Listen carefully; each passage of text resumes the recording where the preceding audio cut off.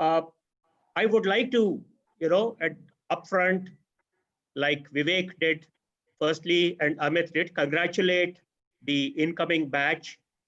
You should rightly and rightfully be proud because you're joining one of the top ranked, one of the best IIMs in the country. And the very fact that many of you have chosen, I keep, kind of tracking the students who are posting on the LinkedIn. And as I notice, many of you have had the choice of joining other IIMs, but you chose IIM Vishakhapatnam because we also stands, as I keep saying, when you join Vishakhapatnam, IIM Vishakhapatnam, you emerge victorious. So you have sensed it right, upfront, and I'm so glad you chose us. And as my colleague said, it's going to be an exciting journey for all of us together over the next 2 years. Now, I should be saying, because I am the director, kind of I am the captain of this ship, but even at the risk of sounding immodest, I must say that IIM Vishakhapatnam has some unmatched strengths and some very, very special accomplishments to its credit. First of all, I would like to say that we have a very, very distinguished board of governors who are always supportive of all the initiatives that the institute takes. And they kind of support us to the hilt. They encourage us in every effort. And the benefit of such encouragement obviously flows to the students as they kind of plan their learning journey and careers ahead. Though currently we are operating from a temporary campus, it might be just 20,000 odd square feet in space, but you will find the facilities here really world class. Like you find in any established IIM or any reputed business school, you will have the teaching, learning facilities here of very, very top class. So you would in fact be surprised that we could pack so much into a very, very small compact campus. And all of us here, when you join us, when you come aboard, all of us would look forward to moving to a new campus, a permanent campus, which it is in the very initial stages of construction. It's being built, so it will take about 1.5 years, but I'm sure the new batch will enjoy the fruits of being on the permanent campus as well in the times to come. We have exceedingly good knowledge resources, particularly e-learning resources, and it's so important in times like this when we are hit by the unprecedented COVID-19 pandemic, and the rich repository of learning resources that we have is all at your command, and I do exhort all of you to kind of make full use of them. We have hostels with really good modern facilities for a comfortable living. It's like a home away from home. And these are very, very well maintained, very hygienic hostels. And I'm sure, again, you look forward to staying there as soon as the lockdown is lifted. And in fact, we look forward to, having you on the campus as soon as possible. We have a very, very, I must also compliment the senior students, and the alumni as well. We have always had a very, very vibrant student community, which actively takes part in all co-curricular activities, extracurricular activities, and bring to the Institute many, many laurels, many prizes, many rewards and awards when they compete nationally in pan-India events. And we are really, really proud of our senior batch of students for the kind of traction, image building they have done to our institute by sheer performance, exceedingly good performance in various competitive events across the country. Thanks to the faculty cohort that we have here, who have brilliant academic and research credentials. I'm sure when you look at our website, you would find it out for yourself. So all of them from top-notch institutions in both from India and abroad. And thanks to the guidance they give, thanks to the learning outcomes that emerge out of their teaching, we have an exceedingly good record of placements, because you're able to imbibe that learning and translate that into your career options and performance in your careers that you choose to kind of take. And as a result, we have had exceedingly good success with our placements, whether it is summer placements or final placements.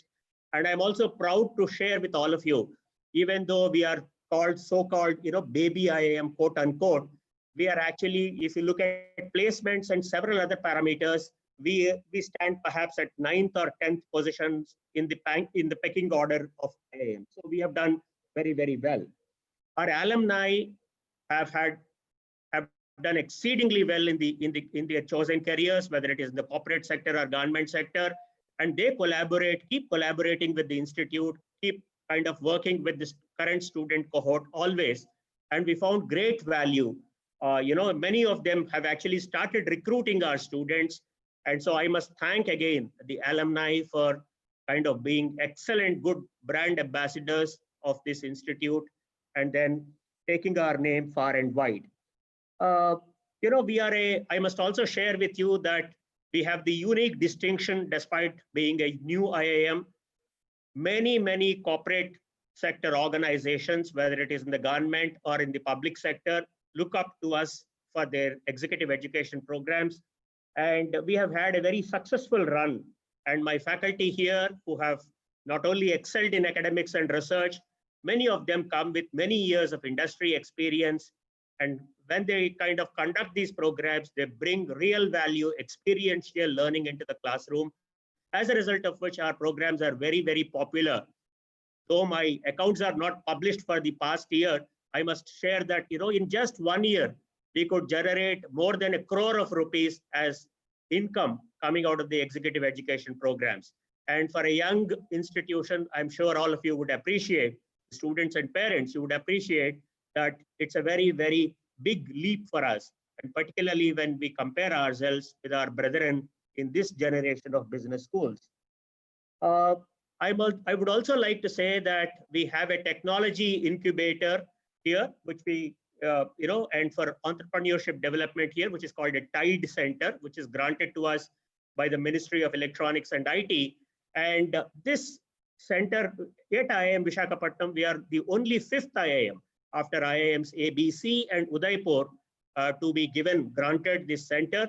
So I would like all the students, both senior and junior, we have just formed a company, which is called Field Foundation for Incubation, Entrepreneurial Learning and Development on 17th of July, just a couple of days back. And I would like all the students, both seniors and young students, freshers, to take active part in the activities of IIMV Field and benefit from its offerings. And we are the first ever and the only higher educational institution in this entire country to run a specialized postgraduate program in digital governance and management. And this program is supported, funded by the Ministry of Electronics and IT, the National E-Governance Division of the Ministry. And we have in the first batch, we have had about 26 very senior profile officers, including those from the All India services like IAS. And this program, again, when you interact, when these students are on campus and when you are on campus, this is going to be a mutual learning, great opportunity for exchange of thoughts, exchange of ideas, experience sharing, etc. So you're going to benefit from that as well. Now, we have also a remarkable program called Women Startup Program, which one of our colleagues here, Professor Shamim, runs. And we collaborate with IIM Bangalore, which is our mentor institute in that. And last year, we have had a tremendous success in that program, and we are going to continue that in this year as well. So these are activities which make us unique, which make us distinct. And I do look forward to very, very active participation from all our students, because it's a benefit to us, it's a benefit to you. And the benefit, as I say, is always mutual. It enhances your learning and it brings fresh perspectives into the activities that we do. When students, I'm actually really looking forward to all of you coming onto the campus as soon as possible. Unfortunately, the situation in Vizag, like in any other part of the country, well, the coronavirus cases have been going up. So, you need to kind of hold back for some more time.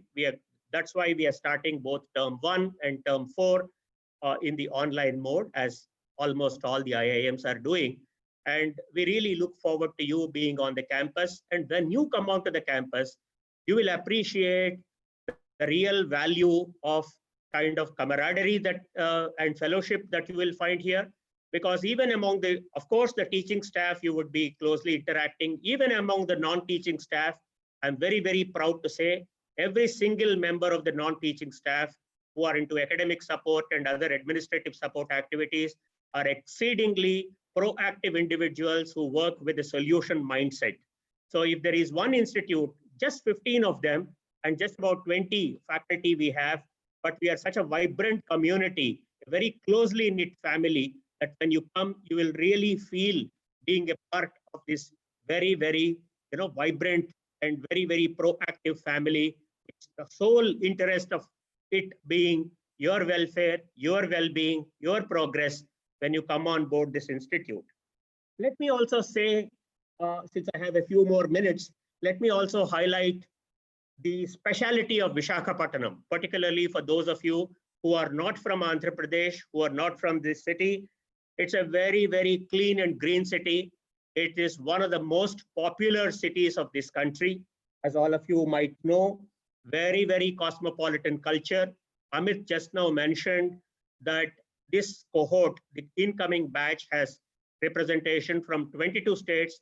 I'm sure Visakhapatnam has representation from all, perhaps the 29 states and 8 union territories.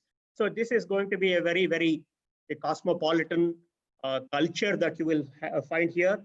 One of the most important things I would like to highlight, particularly those of you who are coming from other parts of the country, is it is one of the safest and the most secure of the cities you will find in the country.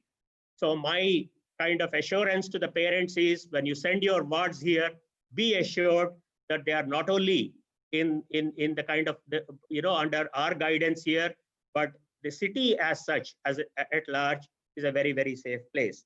And for those of you who are connoisseurs of food, you must taste the cuisine of Visakhapatnam, which is a great thing.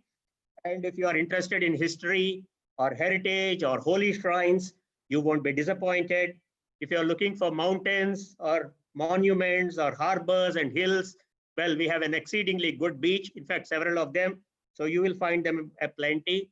It's a very, very good city for healthcare as well, though I would wish that we do not have to use them at all. But let me assure you, should that necessity arise, we have an exceedingly good insurance policy that covers the healthcare, takes care of the good health of all the students.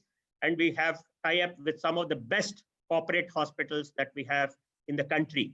So we have their presence here, and hence it's going to be a very, very safe place, both in terms of your well-being and welfare. I would like to kind of repeat that and reassure you on that. Well, friends, it is very popularly said that change is the end result of all true learning.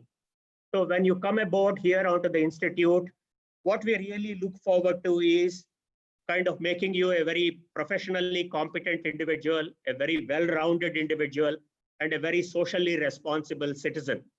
And when you kind of, and what we expect from you is that you make all the resources that are here, teaching, learning resources, which are available here in terms of faculty, in terms of the support structure, whether it is the e-learning resources, the kind of conducive environment we have here, make full use of it, and then excel in whatever you are trying to do. That's my call for you. That's what I beseech of you. And also take part in very actively in all the institutional events, whether they are inside the campus or outside the campus. Any one of you wanting to participate in a reputed event across the country, anywhere, a very, very liberal support is given by the institute. We will encourage you to the hilt, and because you are going to win the competition. So it's a self-interest also of us when we send you far and wide, because you are our brand ambassadors, and we have full trust and confidence in you that you will perform very well. So please do come forward and take active part in the Institute's events. As far as I would like to give a piece of unsolicited advice. I don't know how many of you have read a book called So Good They Can't Ignore You. Written by a professor of Georgetown, professor of computer science from Georgetown University, Washington, D.C. And it's a very, very unputdownable book. Don't mistake me. I'm not no agent of Cal Newport, but it speaks about anybody for that matter developing in themselves rare and valuable skills to get a career which has those traits, very, very rare and valuable. And it speaks about every individual, the need for an individual to build a career capital and to build that through a deliberate practice of whatever we are trying to do. And I found it a very interesting read, and I'm sure we have a few copies of it in library. And when you come here, maybe you will pick it up and browse through it and get more creative and more impactful in whatever you do. Friends, let me say that, it's only in dictionary, as it is popularly said, that success comes before work, S comes before W. But in real life, it's vice versa. You put in hard work and you will realize kind of the benefits by means of success. So I do kind of, because the curriculum or the pedagogy, the learning processes are of course helpful in an IIM, but there is so much to perform, so much to learn. So hard work is the way to it. So I kind of again call upon you to be ready for that regimen of hard work. And in this, I'm also reminded of a quotation by Vince Lombardi, the American football coach. There he said, perfection is not attainable in this nearly imperfect world. But if you chase perfection, you can catch excellence, he said. So I would kind of call upon all of you to chase that excellence so that you become, you get much more rewarding experience in whatever you're trying to do. You can leverage the learning that faculty is going to give you and emerge much more successfully in your careers ahead. Between now and when your classes are going to start, that is August 17th for the senior batch and August 31st for the junior batch, my PGP chair, Professor Anuradha, and the entire team of faculty are going to put before you a very, very interesting kind of posé of repository, bouquet of programs, whether they are in communication skills, whether they are general talks on Indian economy, business environment, basics of financial accounting, quantitative techniques. Professor Sriranga, Dean, teaches a wonderful course called Using Excel for Problem Solving and Decision Making, which is going to be a very, very immersive kind of a course. Whether it is data science, many of my colleagues here are actually conducting workshops on data analytics. And the faculty will also give you a flavor of the electives that you are going to choose in the second year, particularly for the senior students. So let me kind of conclude, friends, by saying that you're going to have a very enjoyable, enriching, engaging, and experiential learning here at IIM Visakhapatnam. And you shall have a very, very memorable time at this institute, whether it is online experience or offline when you come here on campus. And I do look up to you for kind of preserving, protecting, and promoting the prestige and popularity of this institute, because you are our proud brand ambassadors. Godspeed, God bless you. Thank you. Thank you, Professor Anuradha. Thank you, sir, so much. We are all very proud to be part of this institute. And when we hear you list out all the achievements of our institute, the pride deepens. I can only hope, and I'm sure this pride in the institute has instilled and gets instilled in our students as well, and they're able to work towards building their career capital. Professor Anuradha, I would like to say a couple of sentences more with your permission. Please, and this is about Mr. Vidyasagar, who is here. First, as I said, I thank him for being a part of this very, very memorable event for us, very, very prestigious and important event for us.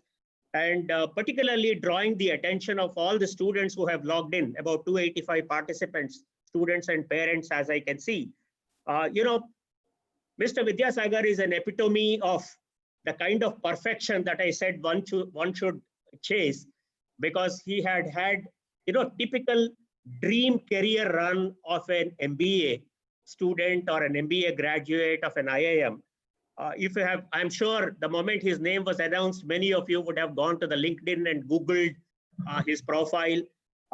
He has worked in virtually who's who kind of organizations, starting his career with PricewaterhouseCoopers, with KPMG, in Bahrain, Deloitte, in Bermuda, with the Lloyd's TSB as director in London, with Barclays Capital as vice president, again in London, as executive director in JP Morgan Chase for structuring markets and investor services, both in London and Hong Kong, and head of strategic and risk solutions of the Citi Group based out of Singapore, and currently in his role as the managing director of the credit portfolio management practice in the Commonwealth Bank of based out of Sydney, Australia. So we couldn't have chosen a better person. We couldn't have chosen a person whose career motivates us, motivates you, motivates me as well, more in terms of making it hugely successful in the career. Thank you again, once again, Mr. Vidyasagar. It's very, very kind of you. Back to you, Professor Anuradha. Thank you, sir. Thank you for giving an overview of Mr. Vidyasagar.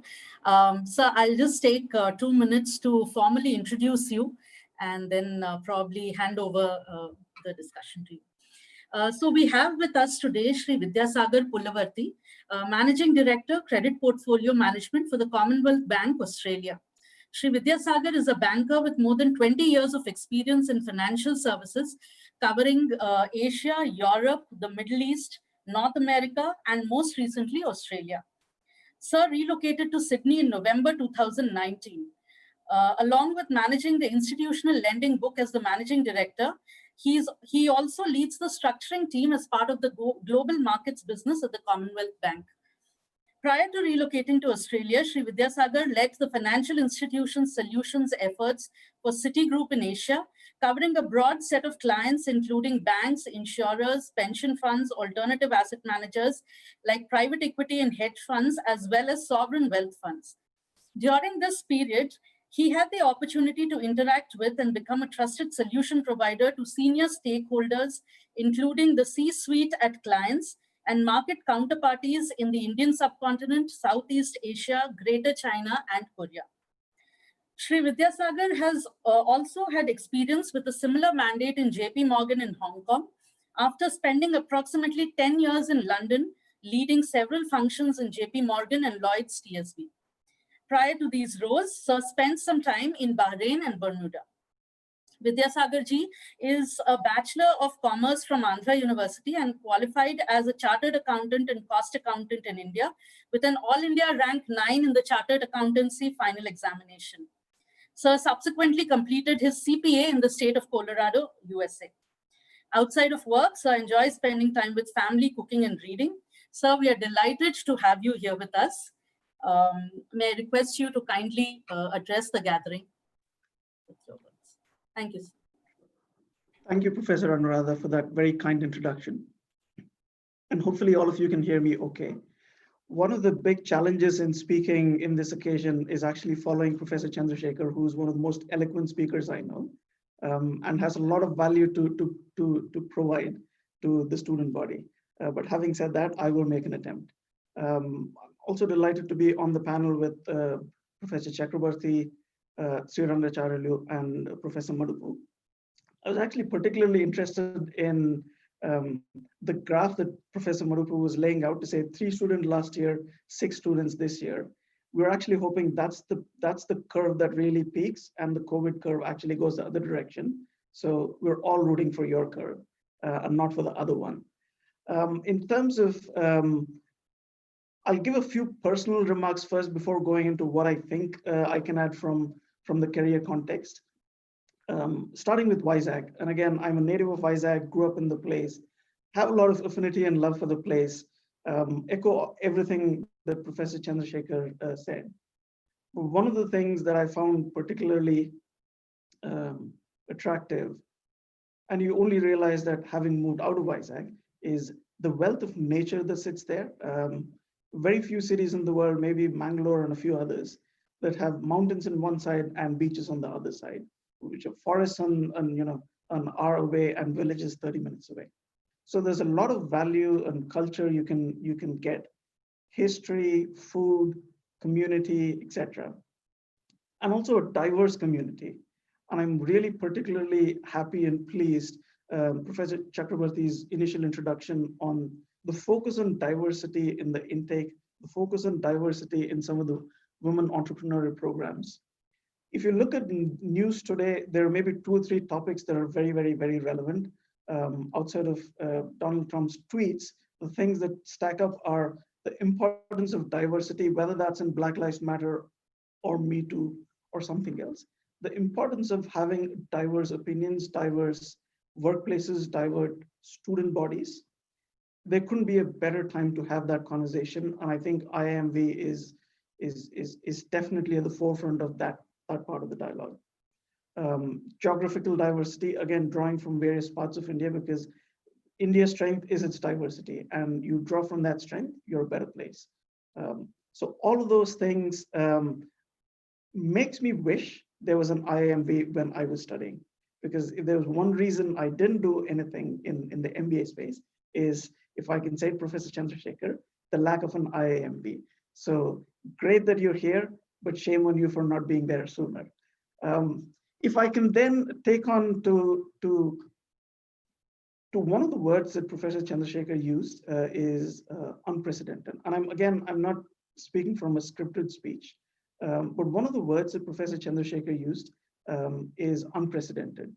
And if any of you read what's financial news and what's going on, one of the people in the world that I admire most is Jamie Dimon, who's the chairman and CEO of JP Morgan.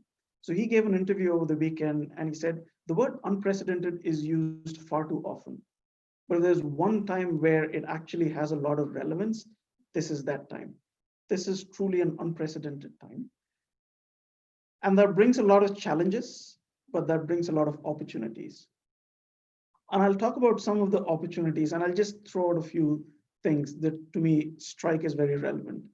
Professor Chandrasekhar said there's a new campus coming. Now, almost every other campus, whether that's IIM or IIT or every other educational institution, already has a campus. And for some reason, let's say we have to live in a world where things like social distancing are the norm, where things like having to retract and then go back and retract and go back to full cohesion is the norm. The team in IIMV has the ability to plan for that. None of the other existing IIMs who have campuses can plan for that. Now, it's just one example of just saying the fact that you have an opportunity to create something new during this unprecedented times. Yes, it is an immense challenge, but it is an immense opportunity. If we had to shape our trading floor today, we wouldn't build it probably like this, because we know that there are different things we have to cater to.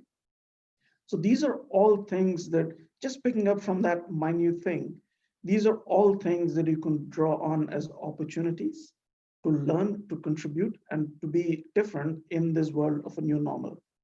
And what is a new normal? We don't know, but at least all of you have the ability to shape that new normal. I'll get to that probably at the end of the conversation.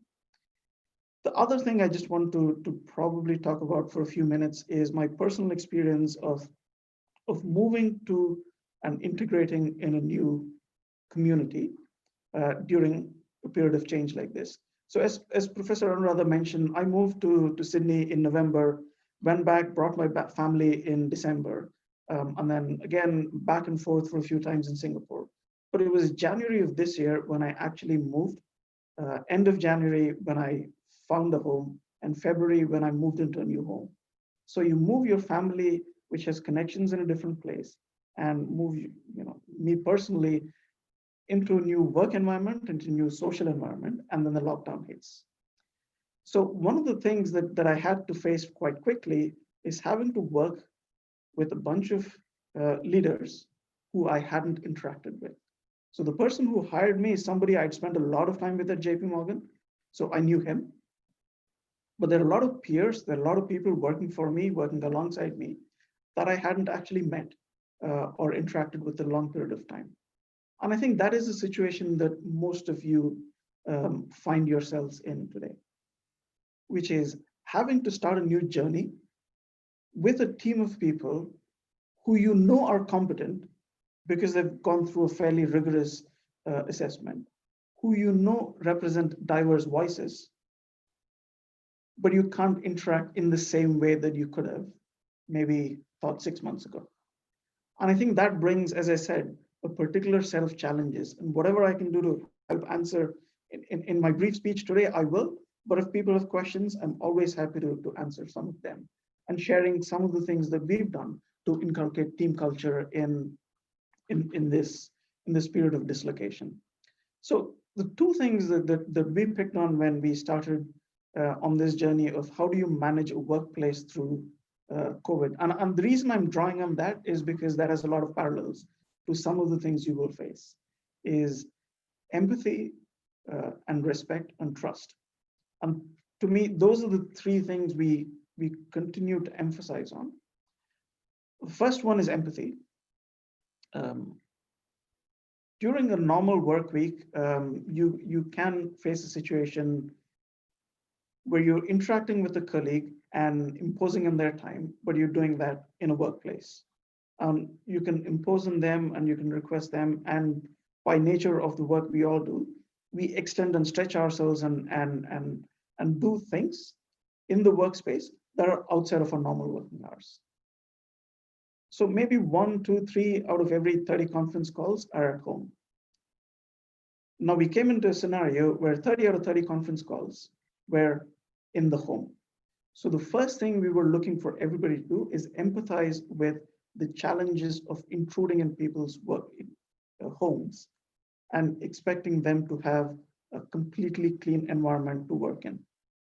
And we were very clear that you couldn't expect that because we were imposing on their family life, not the other way around. And having that empathy to understand that it's not just you who's having to study in your home or work in your home, take a Zoom call when there might be 3 kids running in the background. So all of those things will require you to get really familiar with each other's families, each other's home situations, but also empathize with each other's situations.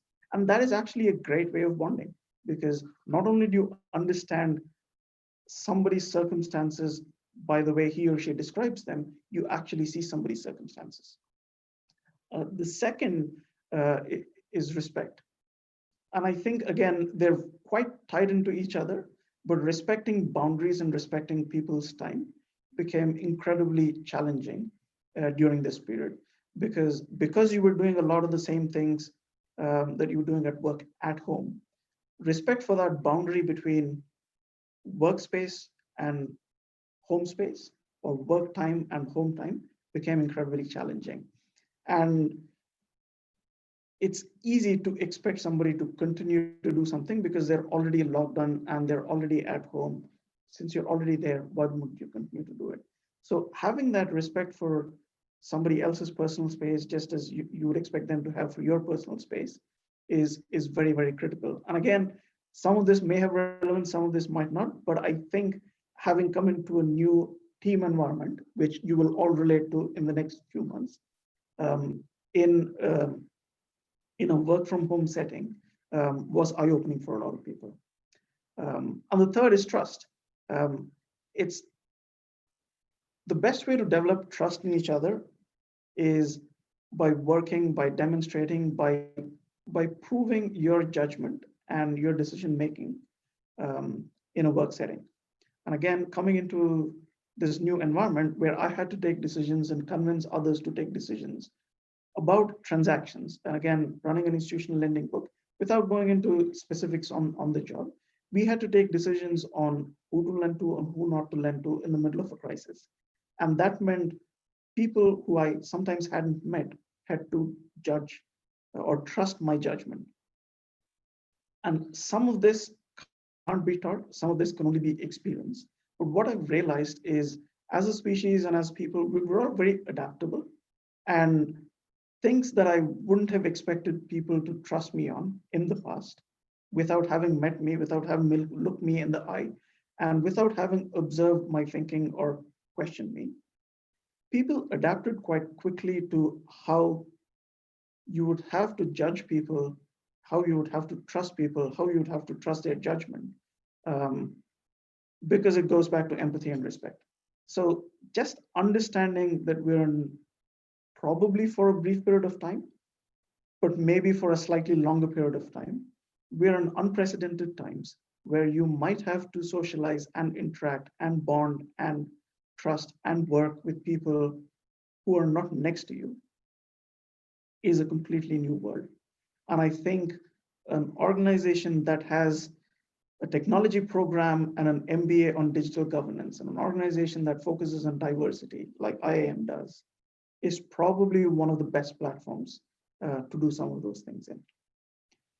That's probably it in the context of personal experience and how that, maybe that 5-week period of that pure COVID, the eye of the storm, if I can call it that, in the financial markets, it was extremely illuminating. The other thing I took away from that in terms of work experience is, crisis forces you to act. So there were a lot of things that could have happened in the past, catalysts, things where people were waiting for a catalyst, but decisions that were delayed. Crisis forces that upon people. And again, with all the empathy for the struggles that COVID is putting people through, if you look at some of the decisions that some of the airlines are taking to retire, aircrafts that consume a lot more fuel than new generation aircraft, would they have the ability to take those hard decisions in an environment where everybody is stretched for the last dollar and the last plane seat sale and occupancy rates, etc.? Probably not. Would we wish that this were the circumstance in which airlines would have to take those decisions? Absolutely not. But the fact that there was a crisis sometimes allows people, families, organizations, educational institutions to take decisions that are the logical decisions to take, but you don't have the breathing space to take those decisions. So don't think of crisis only as a challenge. Think of it as a catalyst to take some decisions and act.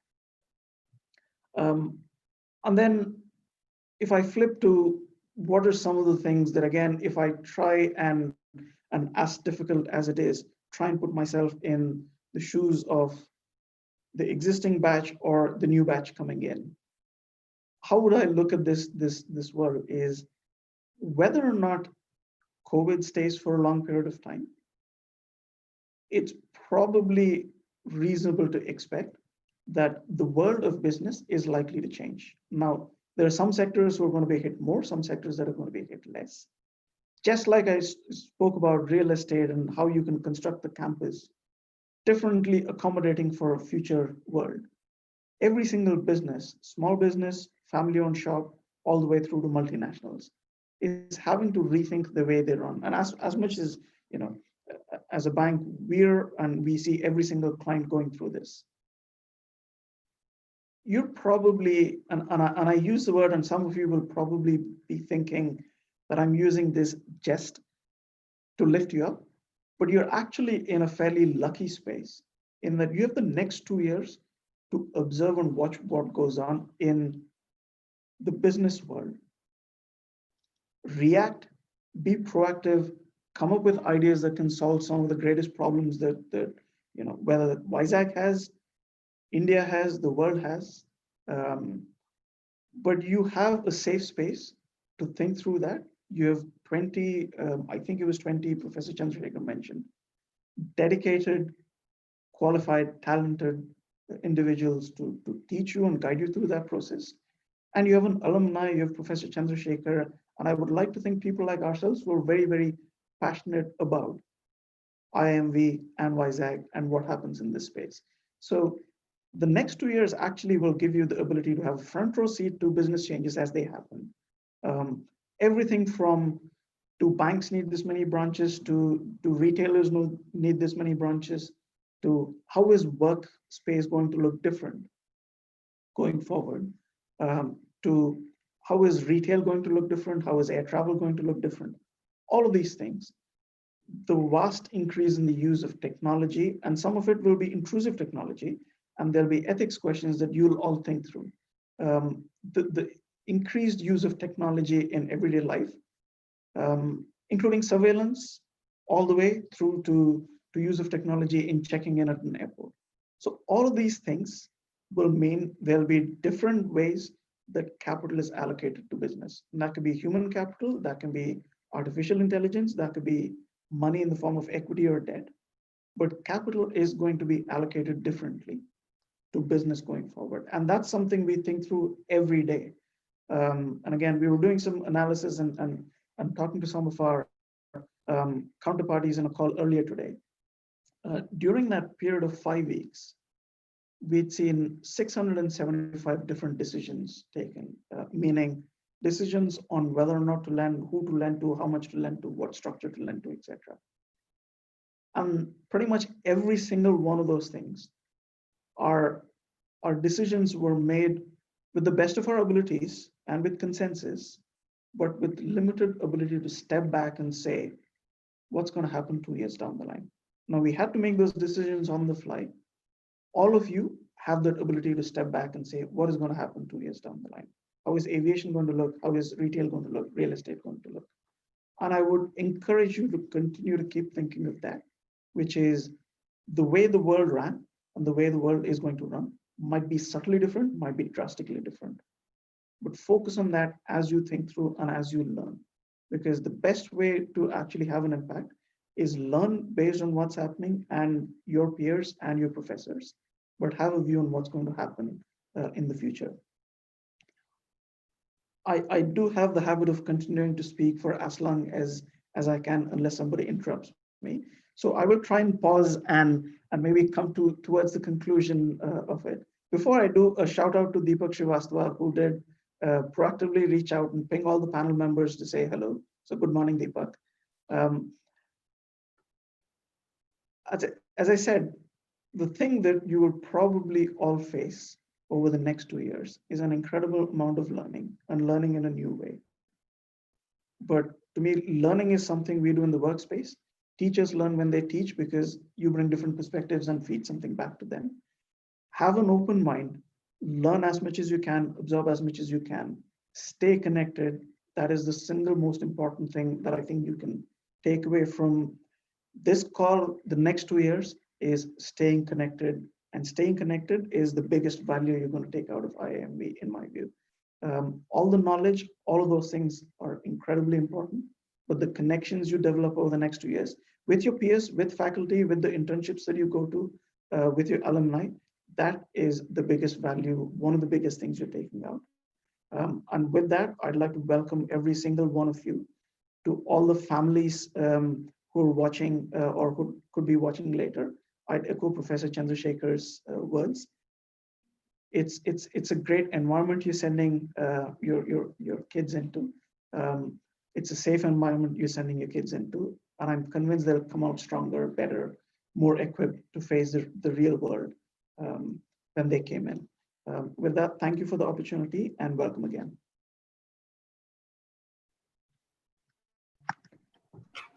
Thank you so much, sir. If I had to, in essence, use 3 words to describe whatever you spoke to us right now, I think it would be eloquent, inspiring, and simple.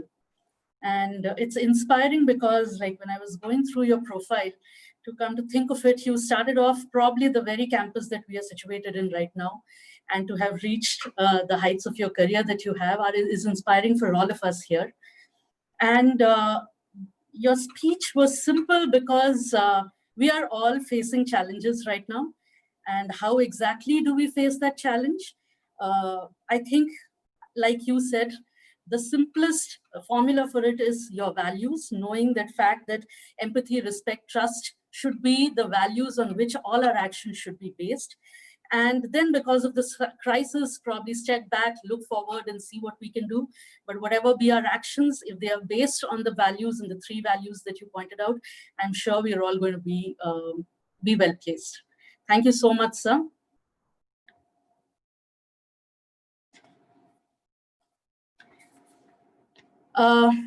While this is the inauguration is the time where we welcome our new batch of students, this is also an occasion where we celebrate the achievements of our senior batch students.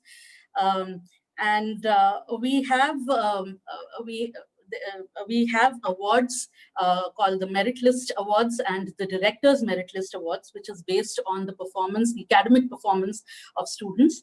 I would like to announce the names of the students who are from the senior batch and have received the merit certificate and the Directors Merit Certificate. So students who ranked first on the basis of their academic performance, that is their PGPA, in all the 3 terms, in term 1, term 2, and term 3 respectively, are awarded the merit certificate. These students are awarded a book grant and a certificate of merit. This year, the book grant has been doubled from rupees 3,000 per student to rupees 6,000 per student. I would like to read out the names of the students who have achieved, who have been awarded this certificate. Satya Shravya, Section A, Term 1. Deepika Datta, Section B, Term 1. Divya Gupta, Section A, Term 2. Manas Rastogi, Section B, Term 2. Vaishali Chandani, Section A, Term 3. Ronak Poli and Sanyukta Sahi, both of them got the same PGPA from Section B for Term 3. So congratulations to all the 7 students who've received the merit certificate for your performance in the various terms in the first year.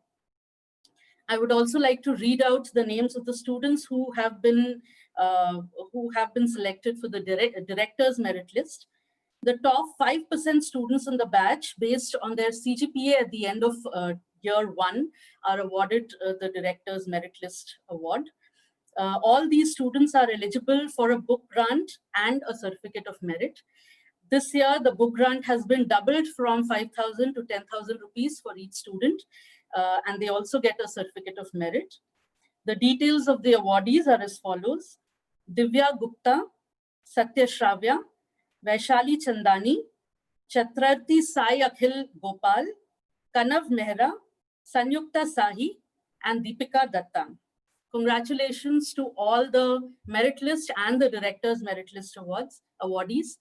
And I hope all our new students get inspired by this and vie for, probably your names being announced in the next year's inauguration.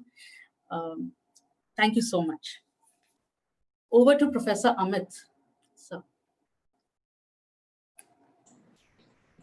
Respected Shri Vidyasagar, our Director, Professor Chandrasekhar, Dean, Professor Sri Rangacharyalu, our PGP Chair, Professor Anuradha, PhD Chair, Professor Vivek Maduppu, our most valued invited guests, ladies and gentlemen, it is now my proud privilege to propose a vote of thanks on this occasion. At the outset, let me thank our chief guest for today, Shri Vidyasagar. Thank you, sir, for taking time out of your busy schedule and sharing your thoughts today. You have raised this occasion with your inspiring words. I also extend my thanks to our director, Professor Chandrasekhar, for his guidance and encouragement. His office doors have always been open for me. Thank you, sir. Well, ladies and gentlemen, an event like this cannot happen on individual effort or overnight. The wheels start rolling months ago.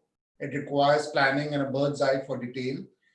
We have been fortunate enough to be backed by a team of very motivated and dedicated colleagues of IIM Visakhapatnam who know their job and are result-oriented. Now, I cannot thank everyone enough for their involvement and their willingness to take on the completion of tasks beyond their comfort zones. However, few names need special mention here. Foremost, the admissions committee. They have been a pillar of support for us. And I've been also ably supported in all my efforts by my admission coordinator, Professor Kaveri Krishnan. Next, a few special people from the staff need to be mentioned. First, my right-hand man, Jetty Shivakumar. He does all the donkey's work while I take all the credit. Second, this year I had another helping hand, Keshav. Third, I also took the liberty to engage Kavya, Poonam, Navnath from time to time in admissions related jobs. I thank all of them for their help. I'd like to take this opportunity to place on record a hearty thanks to admin team led by Professor Deepika. A big thank you goes to the finance team and of course our IT in charge, Kamal, whom I consider to be a part of the admissions team. I also acknowledge the contributions of all the faculty and staff members who have helped with the admission process. The great thing is I've never actually had to ask for help. It was given voluntary all the time. Thank you for your invaluable contributions. Finally, I would like to thank members of the student media cell who have so wonderfully communicated with the incoming batch on multiple mediums. You have conducted yourself in a very dignified and graceful manner. You should take time to teach this to your juniors before you leave. Thank you everyone for making the admission process a great success. We hope that we would continue to receive the support and encouragement in the years to come. Thank you everyone, stay blessed. Once again, let me thank, though formally Amit has closed the event, let me once again thank Mr. Vidyasagar. He had addressed when he was stationed at Singapore, he had come down here and one of his visits, he did address our student cohort. Mr. Vidyasagar, I do look forward to such an opportunity. Of course, you may not be able to travel to India and Vizag, but in the time, any time that suits you, between now and whether it is August 17th or August 31, a kind of a full session on how markets operate or how kind of particularly those students who are interested in the BFSI, what is it that they need to look for and they should gear themselves up to. Some kind of an advice drawn from your own personal experience would be of invaluable kind of learning experience for them. So I would request you to find some a 90-minute slot on any day of your convenience, and we will ping the students in advance, both seniors, juniors, and PhD, and it shall be a great learning as I am always. Absolutely, sir. Yeah, absolutely. Yeah. Amit, anything else? That's it for the day, sir. Next, I think all the students will interact with the faculty members later in the afternoon. Okay, thank you. Thank you, students, parents, well-wishers, representatives and friends from media. Thank you very much. Have a very nice day. Thank you. Thank you.